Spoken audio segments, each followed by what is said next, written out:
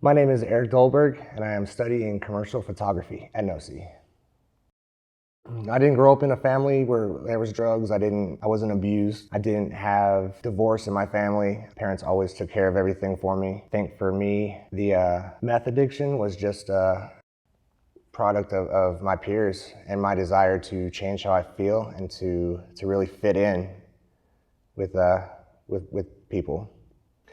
Peer pressure played a huge role in the addiction for me. It wasn't so much pressure as it was just I wanted to take the attention off of what I was trying to hide as a teen, and that was my solution, was drugs. So if it was offered, I went ahead and did it. I wasn't actively seeking it out. It wasn't, I still went to school and participated in sports, but once it came around with my friends, I was in. Meth, it took everything from me. So 5 years ago, about 5.5 years ago, I was homeless. I was living in the Mission. I had lost my apartment. I had lost my job. I had lost all my stuff. My family quit talking to me. At that point, I had 7 drug felonies. I literally had nowhere else to go. And this was all a result of my using my meth addiction.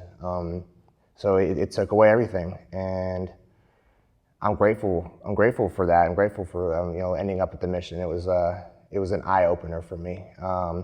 It forced me to take a look at some things in my life and to realize that that's not where I wanted to be. All of my options were gone at that point. I had nowhere else to go. Homelessness is tough for anybody. I mean, I can say that because I understand it. Being at the Mission, you're only allowed to do certain things. So you eat when you're told you eat. You take a shower when you're told you can take a shower.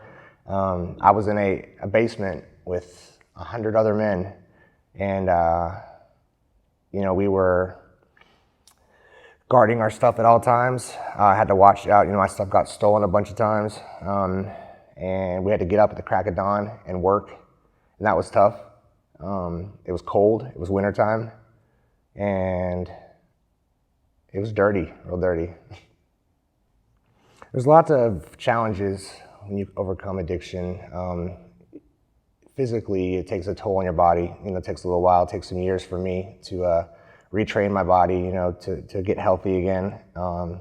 But I think the ongoing issue for me was just what it does to you mentally. That addiction is an escape. So when stuff hits the fan and life gets tough, and you take away your escape, you're gonna have to start dealing with life, and that's a huge thing for me. Life gets stressful, and things don't always go my way, and meth was my vice. So I had to learn new ways. I had to learn new things to do. I've been doing ongoing meetings and treatment still, even with some time off of the drugs. There's a lot of guilt and shame from my past. I did a lot of terrible things when I was on meth, things that I'm not proud of, and I've had to really work hard since I got clean, to forgive myself. And that's a daily thing, to give myself a break and to forgive myself for what, the things I did when I was using. I've had to rebuild my life from a suitcase. I've had to make amends to my family. I've had to own up to the things I did. I served 7 years on probation to get my felonies expunged.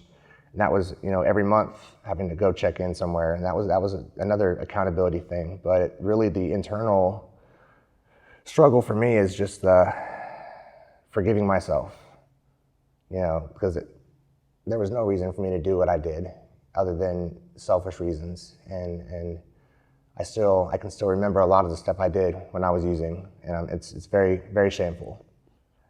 I struggled my whole life with my sexuality. And so when I moved here from Los Angeles, that was it. I tried to hide it for a while. I couldn't do it. And I got teased for it. I got made fun of a lot, got yelled at. And so from an early age, around the age of 15 up until you know, the last 5 years, I felt like I had to prove a point. I felt like I had to show everybody that I wasn't the person that they were thinking that I was, you know, and that I could, you know, be somebody. And I found that escape through meth. There was a lot of people that were involved in my getting clean. You know, my parents, although they cut me off, they never gave up on me. It was something that I had to really do for myself. So, you know, they were a part of my journey into rehab. So from the mission, I went to rehab and stayed there for about 3 months. And then for the next 2.5 years, I lived in a halfway house, just to make sure that I didn't go back to something familiar. My family was very supportive. You know, I have a network of people in my life today that I still talk to every day. I still go to meetings every week. I stay connected with people that are in the program, and I try to stay accountable.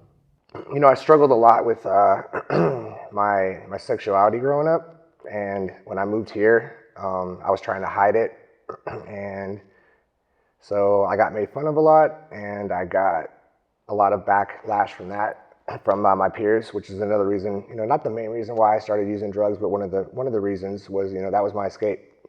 You know, I spent a lot of time when I didn't have a car on the city bus, and I'd spend hours a day on the bus going to and from work and to and from wherever I needed to go. And that gave me a lot of time to look out the window and take pictures.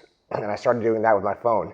And then it just kind of progressed into you know, a passion of mine where I started doing the photography on a little Android phone, and then I moved up, and then I finally got a camera and decided to come to NOSI.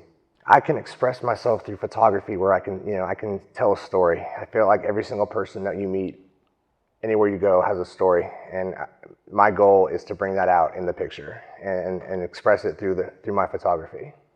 Photography for me is a way to express things that I can't always say. So I spent a lot of time when I didn't have a driver's license, when I first got clean, on the bus, and I would travel through downtown. I would travel around anywhere I needed to go on that bus, and I had an opportunity to see things for the first time. I started noticing, you know, buildings, and I started noticing waterfalls or you know, like fountains, and I started noticing, you know, architecture and everything, and it just fascinated me. And I also started noticing people, and I became really interested in the stories of the people.